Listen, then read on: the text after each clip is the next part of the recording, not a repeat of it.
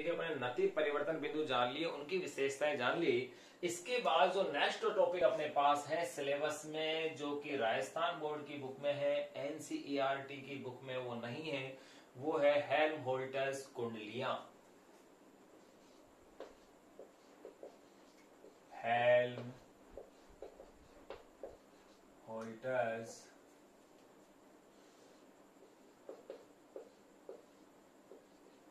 कुंडलियां।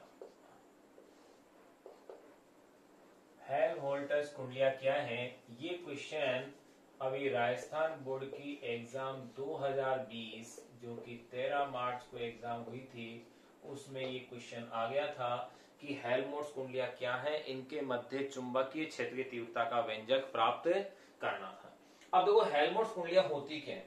Helmholtz कुंडलियों से तात्पर्य होता है दो बिल्कुल एक समान कुंडलियां, दो बिल्कुल एक समान कुंडलियां, अर्थात इस तरह की कुंडलियां जो एक ही अक्ष पर हो, समाक्षी हो एक दूसरे के, जिनकी त्रिज्या समान हो, जिनकी त्रिज्या समान हो दोनों कुंडलियों की, दोनों कुंडलियों में फेरों की संख्या समान हो, यानी एक समान हो पूर्णतः। तो एक समान कुंडलियों में प्रवाहित धारा का परिमाण भी समान हो, उनमें प्रवाहित धारा की दिशा भी समान हो। तो इस प्रकार का जो युग्म होता है और उनके बीच की दूरी कुंडली की त्रिज्या के बराबर हो। ध्यान रहे कुंडलियों के बीच की जो दूरी होगी दोनों कुंडलियों की, जैसे एक कुंडली यह है दूसरी कुंडली यह है, इन दोनों कुंडलियों के बीच की दूरी कुंडली की त्रिज्या के क्या हो? बराबर हो। तो इस तरह का जो युग्म होगा, इस युग्म को ही हेल्महोल्ट्ज कुंडलियां कहा जाता है, जिसका उपयोग किया जाता है समरूप चुंबकीय क्षेत्र उत्पन्न करने में। मैं फिर से बता देता हूं कि हेल्महोल्ट्ज कुंडलियां क्या है? दो एक समान कुंडलियां। एक समान कुंडलियों से तात्पर्य जिनमें फेरों की संख्या समान है, जिनकी त्रिज्या समान है और एक ही अक्ष पर है, यानी समाक्ष है, यानी कोएक्सियल है। ये अगर ऐसे है तो दूसरी भी ऐसे, ये नहीं कि दूसरी को इस तरह के अक्ष में रखा हो, ऐसा नहीं, एक ही अक्ष पर हो। दोनों में प्रवाहित धारा का परिमाण समान हो, प्रवाहित धारा की दिशा समान हो और इनके मध्य की दूरी इनकी त्रिज्या के बराबर हो, तो इस युग्म को हेल्महोल्ट्ज कुंडली कहा जाता है। ये ऐसी प्रायोगिक व्यवस्था होती है जिसकी सहायता से समरूप या एक समान चुंबकीय क्षेत्र उत्पन्न किया जाता है। उस चुंबकीय क्षेत्र का मान कितना होता है वो अपन इसमें ज्ञात करेंगे। उससे पहले इसकी परिभाषा लिख लें कि हेल्महोल्ट्ज कुंडलियां क्या है। ये क्वेश्चन अभी जस्ट अपनी जो 2020 की एग्जाम थी उसमें क्वेश्चन आ चुका है, 13 मार्च को जो फिजिक्स का एग्जाम था। तो पहले अपन इसकी परिभाषा लिख लें कि हेल्महोल्ट्ज कुंडलियां है क्या। तो देखो परिभाषा में अपन क्या कह रहे हैं? दो समाक्षीय यानी कोएक्सियल, दो समाक्षीय या आप इसे कह सकते हैं कोएक्सियल, यानी एक ही अक्ष वाली, दो समाक्षीय कोएक्सियल तथा दो समाक्षीय तथा एक समान, ध्यान रखना एक समान का मतलब फेरों की संख्या समान, उनकी त्रिज्या समान, दो समाक्षीय तथा एक समान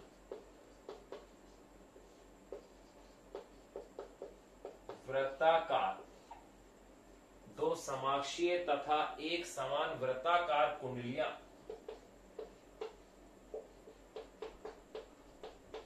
वृत्ताकार कुंडलियां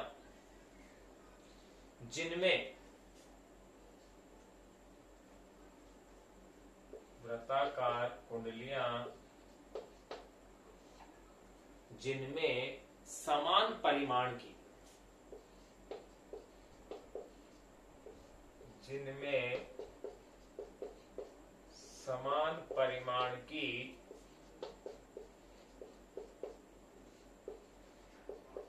विद्युत धारा, जिनमें समान परिमाण की विद्युत धारा समान दिशा में, विद्युत धारा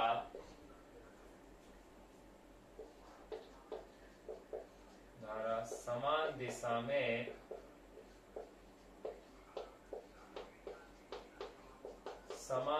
में प्रवाहित, समान दिशा में प्रवाहित हो रही हो, प्रवाहित हो रही हो तथा उनके बीच की दूरी कितनी हो, तथा जिनके केंद्रों के बीच की दूरी उनकी त्रिज्या के समान हो, तथा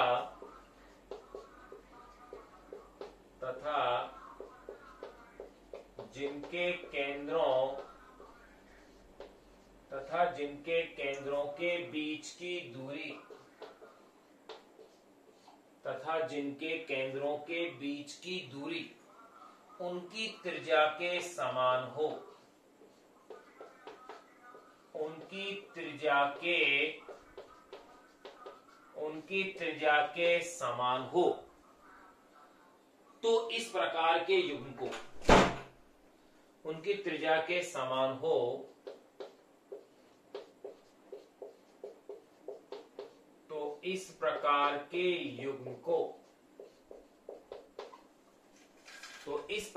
के युग्म को, हेल्महोल्ट्ज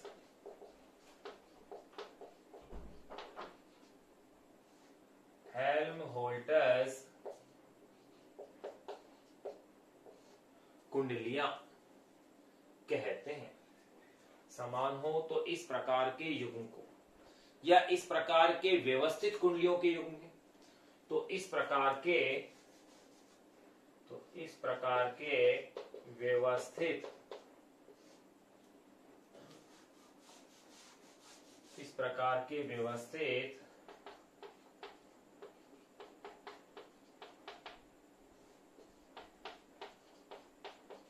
कुंडलियों के युग्म को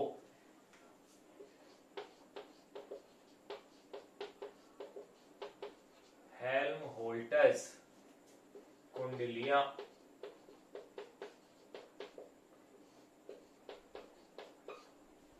कहा जाता है। ये इसके आपके पास परिभाषा होगी।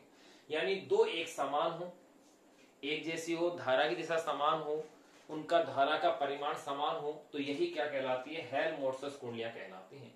इनका उपयोग होता है एक समान चुंबकीय क्षेत्र उत्पन्न करने के लिए प्रायोगिक युक्ति के रूप में। ये भी लिख लेते हैं। इनका उपयोग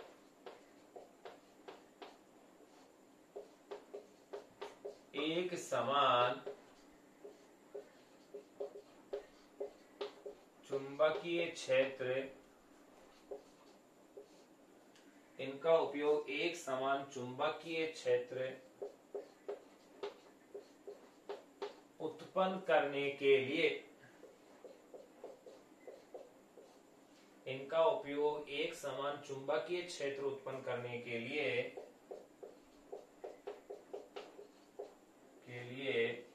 प्रायोगिक युक्ति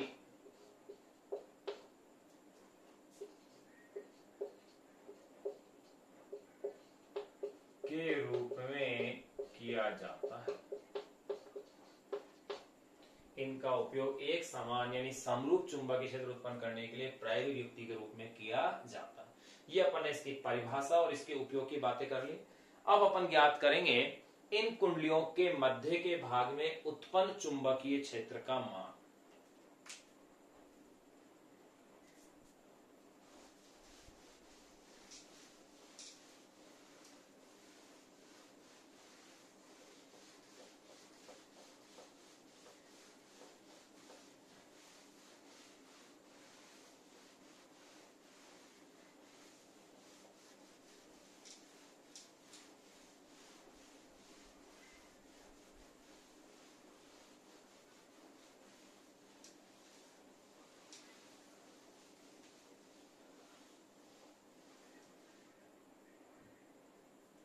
कुंडलियों के मध्य के भाग में उत्पन्न चुंबकीय क्षेत्र, हेल्महोल्ट्ज कुंडलियां जो है,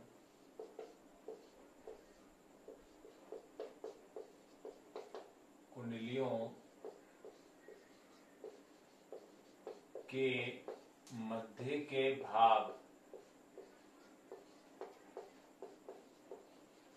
में उत्पन्न चुंबकीय क्षेत्र। देखो, कुंडलियों के मध्य के भाग में उत्पन्न चुंबकीय क्षेत्र का मान अब आपको ज्ञात करना है, तो अपन कैसे मान ज्ञात करेंगे वो देखिए। एक कुंडली ये आपके पास है, दूसरी एक इसी के समक्ष पे है, दूसरी कुंडली ये लगाई हुई है, दोनों एक समान कुंडलियां हैं। इनको अपन थोड़ा ऐसे बना दें।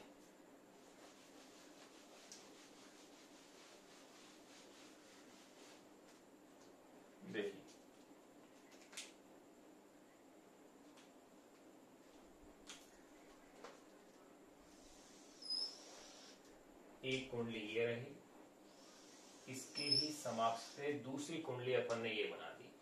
दो धारावाही वृत्ताकार कुंडली हैं जो समक्ष से लगी हुई है इस तरह से। जो इस कुंडली की त्रिज्या है वही इस कुंडली की त्रिज्या है। दोनों कुंडलियों के केंद्रों के जो बीच की जो दूरी है वो है त्रिज्या के इक्वल, यानी कि दोनों कुंडलियों की त्रिज्या, इसका केंद्र O है, उसका केंद्र O डैश मान लिया मैंने। इस कुंडली की त्रिज्या कैपिटल R है, तो इस कुंडली की त्रिज्या भी कैपिटल R है। अगर इस कुंडली में प्रवाहित धारा का मान स्मॉल I इस डायरेक्शन में है, तो इस कुंडली में भी प्रवाहित धारा का मान इसी डायरेक्शन में है।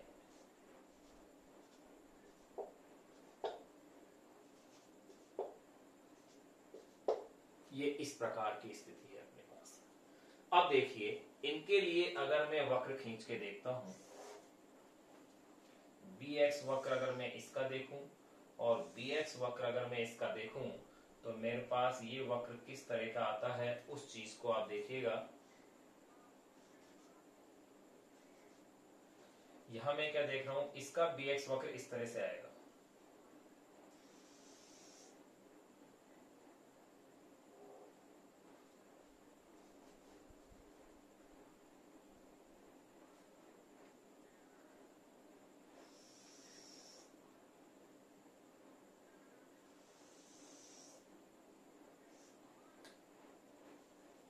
इस कुंडली के अगर bx वक्र की बात करूं तो वो भी इसी प्रकार से बनेगा।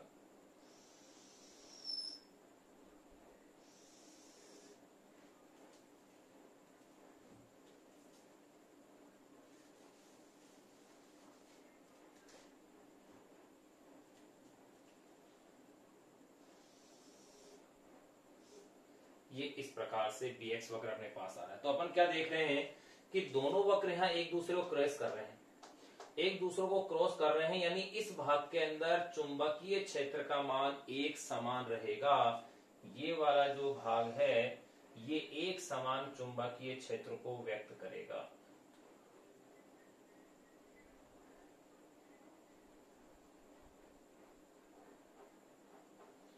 ये वाला जो भाग है वो सदैव एक समान चुंबकीय क्षेत्र को ही व्यक्त करेगा। एक समान चुंबकीय क्षेत्र को व्यक्त करेगा ये वाला भाग। क्यों व्यक्त करेगा देखिएगा, इस तरह से व्यक्त करेगा। इसे मैं कह सकता हूं परिणामी चुंबकीय क्षेत्र।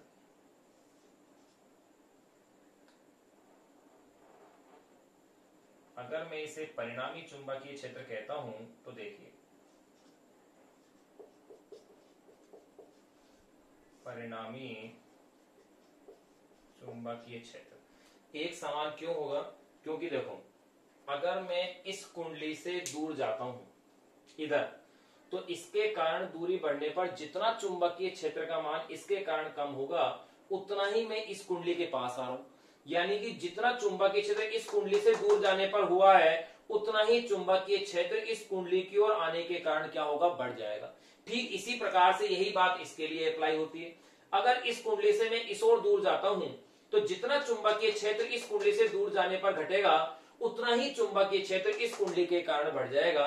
कुल मिलाकर के इन दोनों के मध्य के भाग में चुंबकीय क्षेत्र का मान एक समान ही बना रहेगा, यानी जो परिणामी चुंबकीय क्षेत्र होगा वो इन दोनों के मध्य में एक समान होगा, लगभग समरूप चुंबकीय क्षेत्र होगा। ये वाला जो चुंबकीय क्षेत्र है ये तो हो जाएगा प्रथम कुंडली के कारण उत्पन्न चुंबकीय क्षेत्र। प्रथम कुंडली के कारण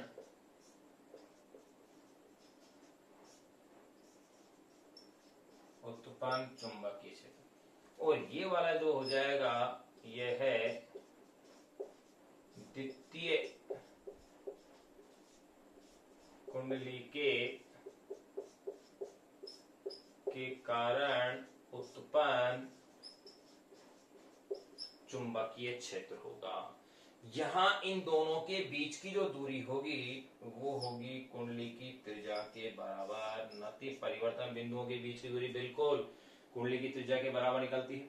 अब देखिए ये अपन ने देख लिया है कि दोनों कुंडलियों के बीच की दूरी क्या होनी चाहिए, उसकी त्रिज्या के बराबर होनी चाहिए। तो यहां अपन ने कारण जान लिया कि दोनों कुंडलियों के मध्य के भाग में चुंबकीय क्षेत्र एक समान होना चाहिए, समरूप होना चाहिए, ये अपन ने देख लिया।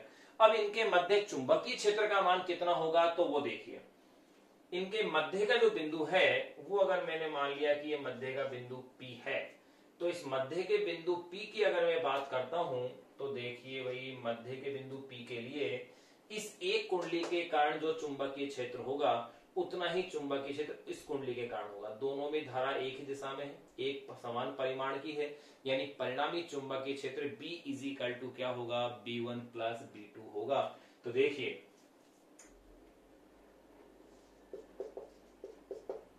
दोनों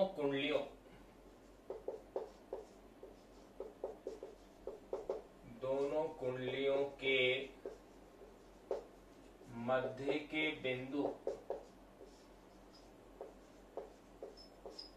P पर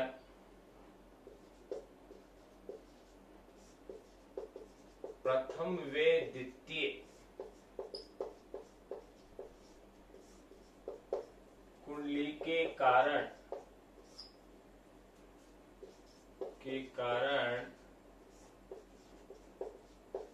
उत्पन्न चुंबकीय क्षेत्र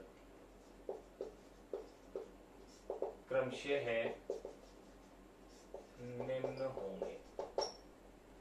भाई दोनों के कारण चुंबकीय क्षेत्र के मान एक समान ही होंगे, लेकिन होंगे क्या वो लिख दें।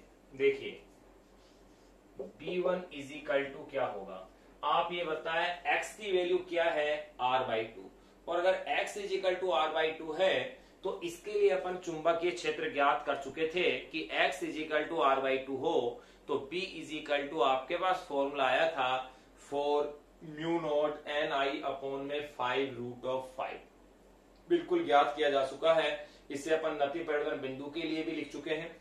और ध्यान हो तो जब अपन ने धारावाही वृत्ताकार कुंडली के कारण उसकी अक्ष पर चुंबकीय क्षेत्र ज्ञात किया था तब उसमें एक विशेष स्थिति पड़ी थी कि x is equal to r/2 हो तो उसके लिए कितना मान होगा। तो देखो दोनों कुंडलियों के मध्य के बिंदु P पर प्रथम व द्वितीय कुंडली के कारण उत्पन्न चुंबकीय क्षेत्र क्रमशः निम्न होंगे। तो B1 की वैल्यू होगी 4 म्यू नॉट NI, N कुंडली में फेरों की संख्या, I उसमें क्या है प्रवाहित धारा है, और 5√5R, ये तो प्रथम कुंडली के कारण होगा B1।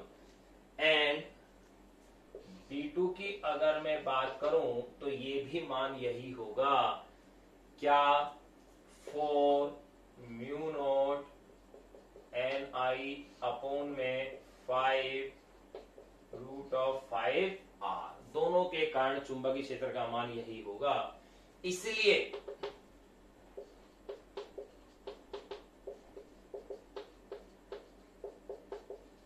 दोनों कुंडलियों के कारण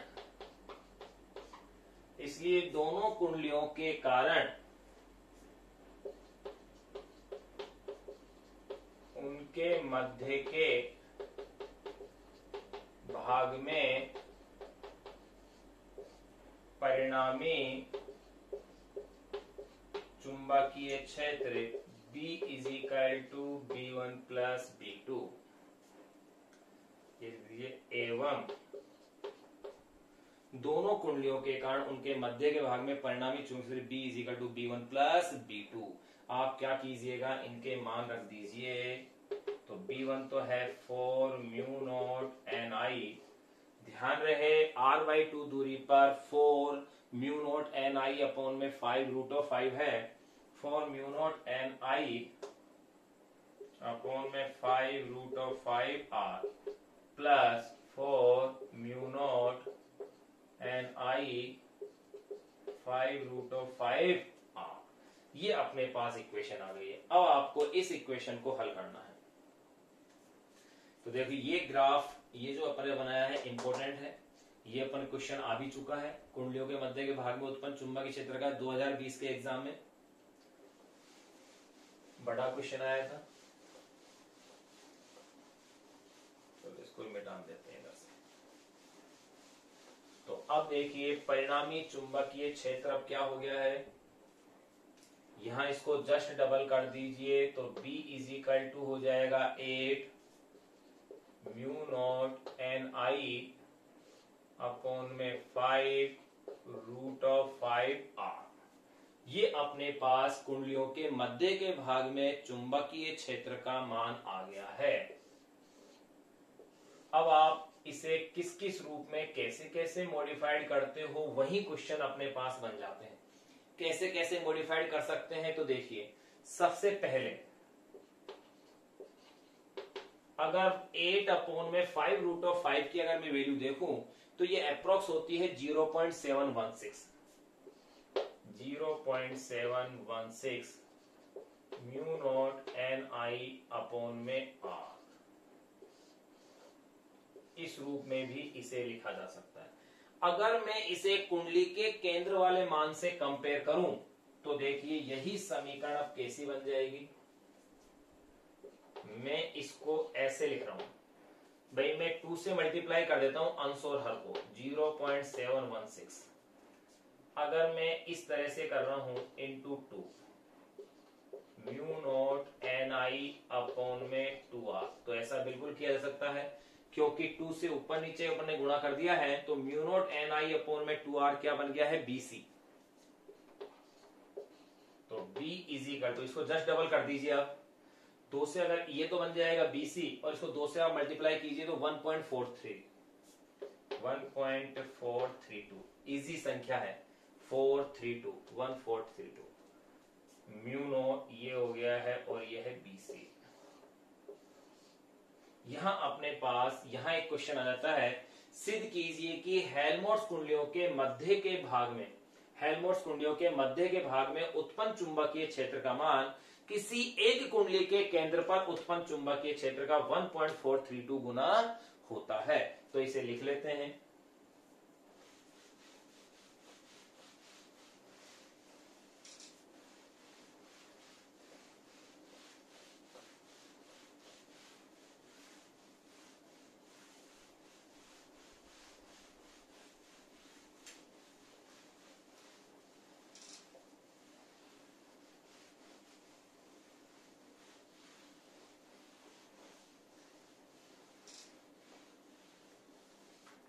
देखिए इसे हम लिख लेते हैं, अतः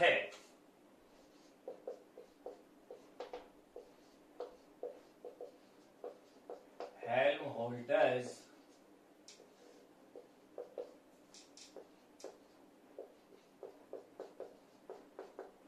कुंडलियों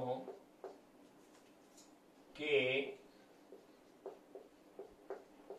मध्य के भाग में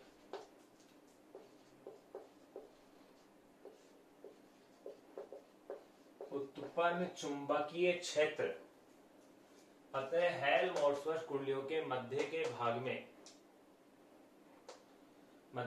में उत्पन्न चुंबकीय क्षेत्र किसी एक कुंडली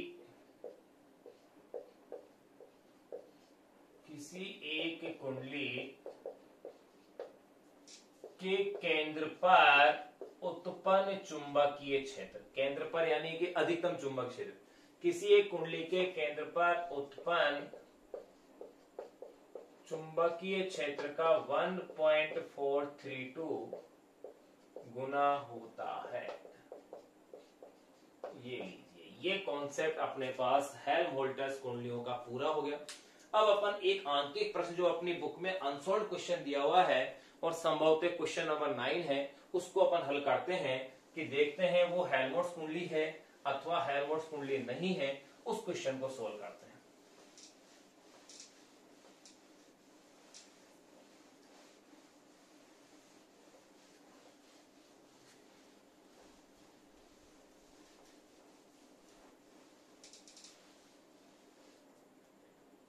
देखिएगा क्या क्वेश्चन है, पहले क्वेश्चन को नोट कीजिएगा।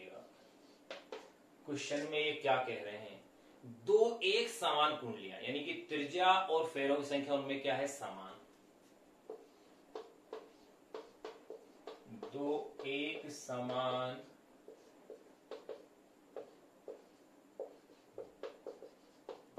कुंडलियां, दो एक समान कुंडलियां, प्रत्येक की त्रिज्या 8 सेंटीमीटर तथा फेरों की संख्या 100 है।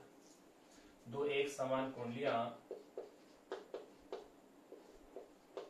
प्रत्येक की त्रिज्या 8 सेंटीमीटर तथा फेरों की संख्या 100 है। दो एक समान कुंडलियां, प्रत्येक त्रिज्या 8 सेंटीमीटर तथा फेरों की संख्या 100 है। समाक्षतः व्यवस्थित है, कोएक्सियल है, समाक्षतः है व्यवस्थित है, एक ही अक्ष पर लगाई हुई है।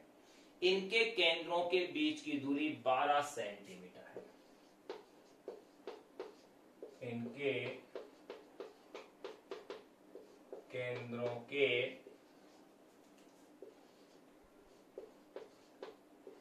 बीच की दूरी 12 सेंटीमीटर है। ये अपन को यदि प्रत्येक कुंडली में 1 एम्पियर, यदि प्रत्येक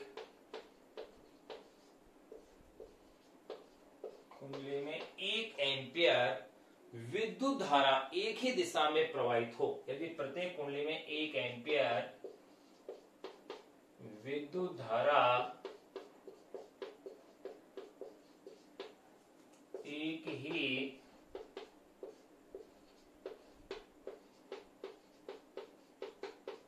दिशा में प्रवाहित हो, यदि प्रत्येक कुंडली में 1 एम्पियर विद्युत धारा एक ही दिशा में प्रवाहित हो, तो अक्षीय रेखा पर हो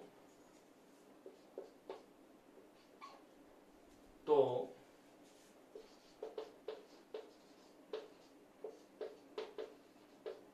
अक्षीय रेखा पर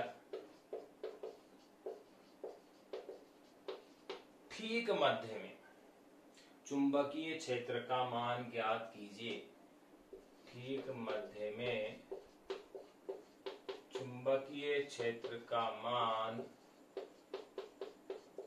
ज्ञात कीजिए। ये अपने पास क्वेश्चन है।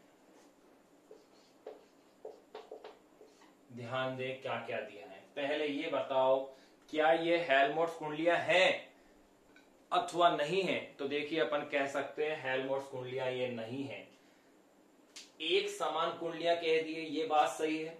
प्रत्येक की त्रिज्या 8 सेंटीमीटर सही है। प्रत्येक में धारा का मान समान है, प्रत्येक में धारा का समान है, सही है। लेकिन कुंडलियों के बीच की दूरी 12 सेंटीमीटर दी है, जबकि कुंडलियों की त्रिज्या है 8 सेंटीमीटर। यानी कि हेल्महोल्ट्ज कुंडलियां नहीं है। हेल्महोल्ट्ज कुंडली होने के लिए दोनों कुंडलियों के बीच की दूरी उनकी त्रिज्या के बराबर होनी चाहिए थी, अर्थात ये व्यवस्था होगी। तो अब देखिए 8 सेंटीमीटर त्रिज्या है प्रत्येक कुंडली की, 8 सेंटीमीटर, 0.08 मीटर कह सकते हैं आप। सेंटीमीटर को मीटर बदल दें आप। प्रत्येक में फेरों की संख्या n बराबर 100 फेरे हैं, 100 टन है। इनके केंद्रों के बीच की दूरी 12 सेंटीमीटर है। इसका मतलब बीच की दूरी क्या हो गई भाई, 12/2, 6 सेंटीमीटर, 0.06 मीटर है। और इनमें प्रत्येक में प्रवाहित धारा कितनी है, 1 एम्पियर है। बीच के बिंदु पर चुंबकीय क्षेत्र का मान ज्ञात करना है। तो देखो एक कुंडली के कारण जो चुंबकीय क्षेत्र होगा उसको क्या कर दिया जाएगा, डबल कर दिया जाएगा। अगर ये इनकी त्रिज्या, अगर इनके बीच की दूरी इन्होंने 8 सेंटीमीटर दी होती तो आप डायरेक्ट हेल्महोल्ट्ज कुंडली वाले फॉर्मूले से कर देते आप इसे। लेकिन यहां चेंज हो गई है स्थिति। तो देखो यहां अब जो फॉर्मूला है ये आपने पढ़ रखा है, μ0 Ni r² r² plus x²। ये एक कुंडली के कारण था चुंबकीय क्षेत्र, लेकिन ऐसी सेम कितनी कुंडलियां हैं, ये 2 हैं। तो इसलिए आप इसमें जो b का जो मान देखेंगे वो एक्चुअल में क्या होगा, इस मान को क्या करें आप, डबल कर दें। ये एक कुंडली के कारण मान होगा और इसे आप क्या कर दें, 2 से मल्टीप्लाई कर दें। ऐसा करते ही इस 2 से ये 2 कैंसिल आउट हो जाएगा और ये फॉर्मूला बन जाएगा mu naught N I R square upon में R square plus X square, ये पावर 3/2 थी और ये पावर 3/2, यानी b is equal to mu naught N I R square upon में 2 R square plus X square power 3/2। ये अपने पास formula है। अब इसमें आप वैल्यूज पुट कीजिए सारे। तो देखिए म्यू नॉट की वैल्यू आप जानते हैं 4 पाई इंटू 10⁻⁷ पावर -7। एन की वैल्यू आपको दी हुई है 100 फेरे दी हुए। आर त्रिज्या दी है आपको 0.08, इसका आप कर लीजिए स्क्वायर। फिर है आर का स्क्वायर 0.08 का, फिर स्क्वायर कर लीजिए, प्लस एक्स की वैल्यू है 0.06, इसका भी स्क्वायर कर लीजिए और पावर है 3/2। अब आप इसकी कैलकुलेशन करके अवश्य देखें, ये वैल्यू आएगी आपके पास 8.04 इंटू 10⁻⁴ पावर -4 टेस्ला। 8.04 लगभग इंटू 10⁻⁴ पावर -4 टेस्ला। इतना दोनों कुंडलियों के मध्य चुंबकीय क्षेत्र का आपके पास क्या आ जाएगा, मान आ जाएगा। आप इसे कैलकुलेट करके अवश्य देखें।